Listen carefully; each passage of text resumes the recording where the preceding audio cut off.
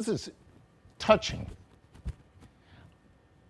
I've been interviewed, I've had all the books, but this is touching to me, to be embraced.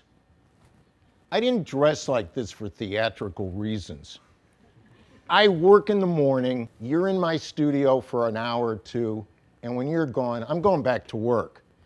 So I wanted you to know that I'm not a designer, I don't have a workshop, I don't have 1,000 people. Everything's made right here with my hands.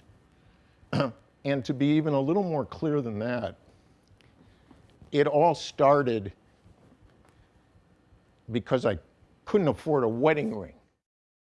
My mother took me on the great trip to Europe, 11 countries in 13 days when I was 13 years old. And at the Victoria and Albert, I saw this little bowl. Had a bunch of little gold balls all over it, and it was stunning. And I knew I had to make something like that in my lifetime.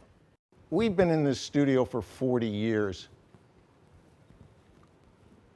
I try to grapple with all of it.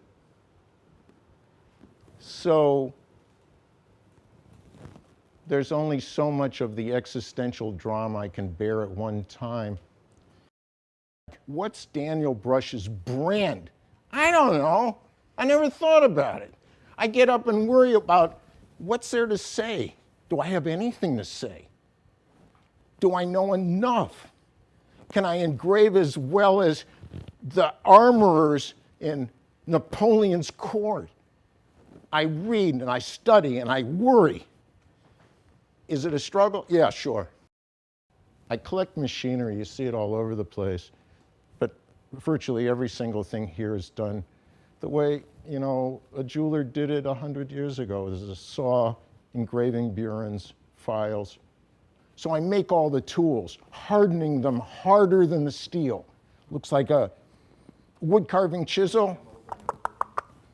Hammer, breaks, resharpen, hammer, breaks, resharpen.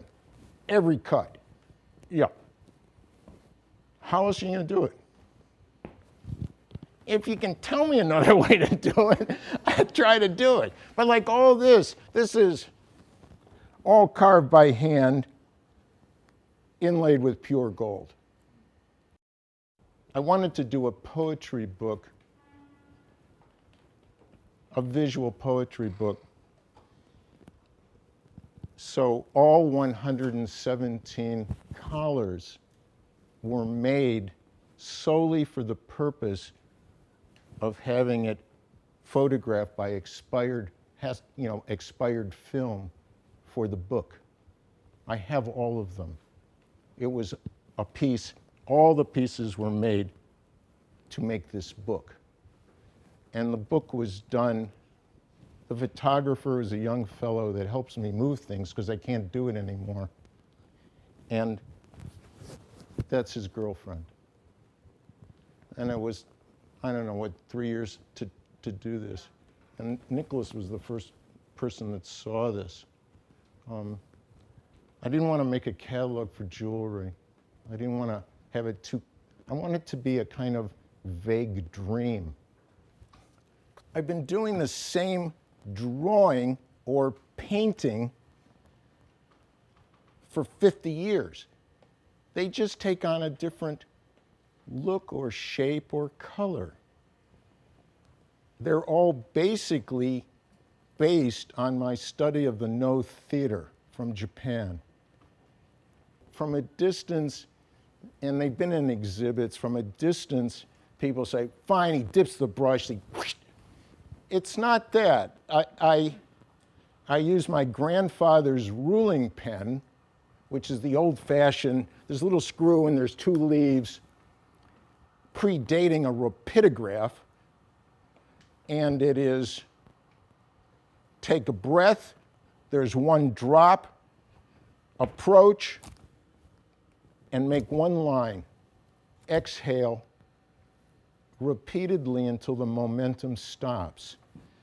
And what they are in some way are like that they're the same. This is carved in steel. That's written on a piece of paper, but they're my thoughts, they're poems. In some way, they're recording my heartbeat because the fluctuations on the ink, it's the deposit of the quantity of ink to the less quantity of ink, depending on my own state.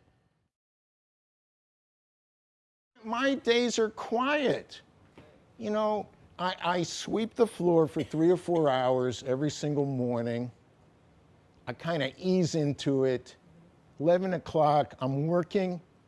Olivia is working and helping and also keeping that door closed and answering the phones. And that's what it's like here. I'm looking and studying all the time. No mystery.